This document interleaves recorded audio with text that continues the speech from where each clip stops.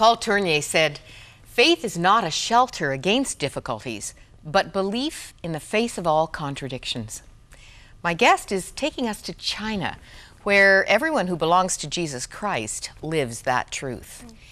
We don't often hear, though, about the little ones who suffer because they've been abandoned.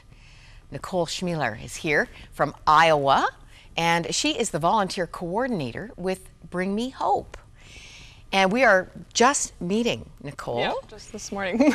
And I like you already. oh, so good. Off to a good start. Yeah. There's so much here that is a surprise.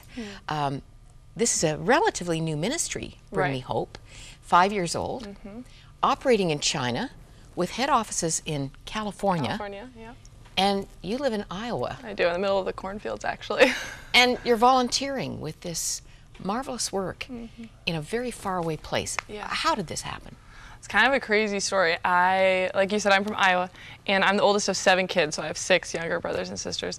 And my sister, who's right under me, we got this great idea, probably about 6 years ago, that we thought our parents should adopt. And so we started like going online and like looking up adoption agencies and all these kinds of things. And we'd pull up pictures of like kids in Mexico or like different places, and we'd put them on our screensaver on our computer and be like, okay, this is our brother, you know, our sister or whatever. And so in that process, my sister actually found Bring Me Hope's website, and we got the first DVD that they had, like a promotional material that they had made in 2005, and we watched that. I'm like sitting in front of my, you know, in our house, in front of the TV, like watching it, and, like bawling my eyes out, you know, and I just knew like then, like I wanted to go and volunteer in China. And then in 2007, you know, like 2 years later, I got on a plane. And, you know, I'm from Iowa, the middle of nowhere, so I get on a plane and like head over to Beijing by myself, you know, and meet up with these people that I've never met before. And God just really used those 10 days to totally change my life. Like I look back now, like where I am now, and like where He's brought me over the last, like, you know, 3 years, and it's crazy. This is quite a story. What did you plan to do with your life? Well, I just wanted to get married and have a family. Like that's all I wanted to do. And I really had a heart for ministry, and I wanted to be involved with like helping kids somehow. But I never really knew, you know, some people are like, I want to go to, you know, Mexico or Africa or someplace like that. But I didn't really, I just wanted to go somewhere where there were kids. So when I went to China and I fell in love with these 3 little buddies that I had that week, like they just like, they're in my heart, and like they've never left since then. And that's what's just really changed, you know. And so now, since then, like looking back 3 years later, now like God has just put this huge dream in my life to like be in China and to minister there and to really make a difference in the lives of the least of these, you know, even if it's just one, like making a difference in the life of one. So you envision your address changing? Yes. I lived there in China last year for 6 months. So it's like little, like I went for like, you know, 10 days, and then I went for 6 weeks, and then 6 months. I'm like, I don't want to go back for 6 years. I'm not quite ready for that yet. You know, like that whole progress. But don't you love to see that scripture fulfilled? Delight yourself in the Lord, and He will give you the desires of your heart. So true. He planted a love for children, and look where it's taking you. Yeah. Wow. Yeah, it's quite an adventure. So it's like I said, God just is like these kids that I've met, you know, like what we do at camp is, you know, we have like buddies. So like when I went and I volunteered, like they give me this translator who like I've never met before, and she's like kind of speaks English, you know, and I don't speak Chinese at all. And then, you know, we get these kids, and it was like those 5 days that I spent with them just totally changed my life. And I believe that God used Bring Me Hope and like me being able to be there to like change their life too. So who are these children? These Chinese orphans? Yeah. In China, they, as probably you know, they have a one-child policy, and so every family can only have one child.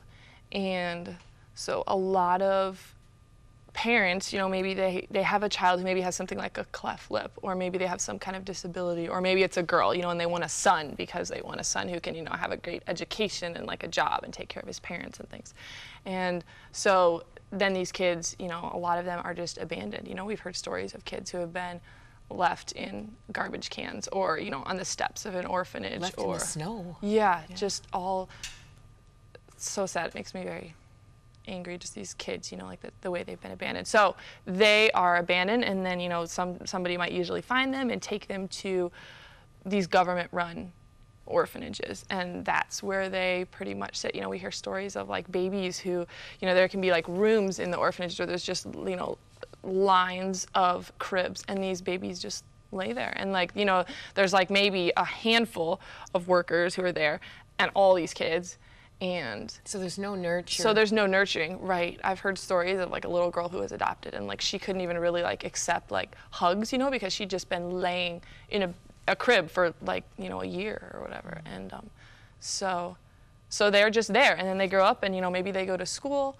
and you know, the chances of these kids getting adopted, like there's so many, you know, of them that it's so much more rare. Like that's like when it doesn't usually happen that a kid will get adopted, you know. And so then they just grow up in this system for 18 years, and then they're just like turned out. Yep, they're expected to go get a job and contribute to society. And if they can't do that, you know, like for the kids that are handicapped or can't contribute to society in the way of getting a job, then they go onto another kind of orphanage kind of place just for older kids, you know, who then become adults. And you don't really hear about that. I mean, you don't really hear a lot about orphans, like, and orphanages in general, you know, from like birth to like 18. But then I never hear about like from 18 on, you know. And so it really breaks my heart. They're just lost. And they're just all over China, thousands and thousands of them. And you have how many camps in China? We started, when we first did camp in 2006, we had one camp for 6 weeks up in the mountains of Jingganshan, China. And so a few volunteers came, and they did camp there for 6 weeks. And this last year, you know, it's like 5 years later, 4 or 5 years later, we had 3 different camps that were run by foreigners. We had one camp that was run by an Australian family, and then 2 camps run by American families. So volunteers coming from the States, from Canada, from Australia. We've had an Irish girl who came and like volunteered at our camp. And then we also this year had 5 different camps that were run by Chinese college students. So we had a total of 8 camps going on this summer. Wonderful. And it sounds as if it's growing. It is. Now, it is. It's just summer camp? Just the summer camp, yep. How long is that experience for the children? We have 4 weeks of camp, and the kids get to come for 5 days. So the kids will come in, you know, they get off a bus like on, you know, usually a Monday morning, Monday afternoon, and they're there, and then they leave sometime on Friday. So it's 5 short days. What does this do for these children, who I assume then go back to the orphanage? Yeah. So when the kids come to camp, they get off and they're like paired up with a volunteer. So if you were to come to camp and you'd come, you would have, you know, 1 or 2 orphans that would be your buddy, and then you'd have a college student who is a translator for you. And, you know, they come and they get to do things like go swimming. They get to eat ice cream. You know, we have kids who come and they're like, they've never gone swimming before. This is the second time I've eaten ice cream in my life. You know, maybe we do crafts, all these kinds of things that seem super dumb. Like it's, you know, it's like nothing exciting. You know, it's just like things that like, you know, kids in Canada or in America would just be like no big deal. But we have like teenage boys who come and they'll sit and they'll color for an hour straight.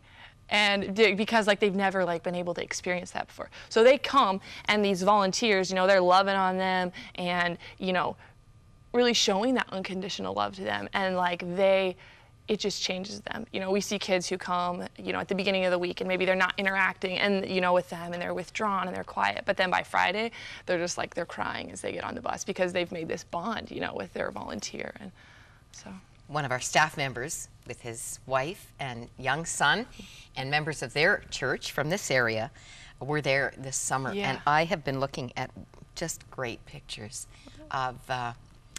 of together time and activities. I want you to talk about some of them, but let me read one of the letters to my friend Marina. Dear Marina, hi. Thanks for coming to China. I know there is a long distance between China and Canada. I am very happy that we are a family. Thanks for accompanying me to have such a wonderful time. I'm so happy during these days. I hope you are happy as well. The farewell is just around the corner. It's hard for me to say goodbye to you. I wish time could be frozen, but I know it is impossible. So I will treasure every second with you. You are like my mother that cares and loves me. This is the most beautiful memory that I've ever had. What's more, thank you for sharing your story. I was inspired a lot. I believe one day I will be a Christian. Bye, Marina. I will miss you forever. Wish you are healthy and happy every day. Love, Charlie. July 22, 2010. The note here says that Charlie is 14. This was his 3rd time in the summer camp. At 8, he was abandoned by his father in a hotel. He wants to study very hard and be rich. His highest point on the life chart was being in the camp.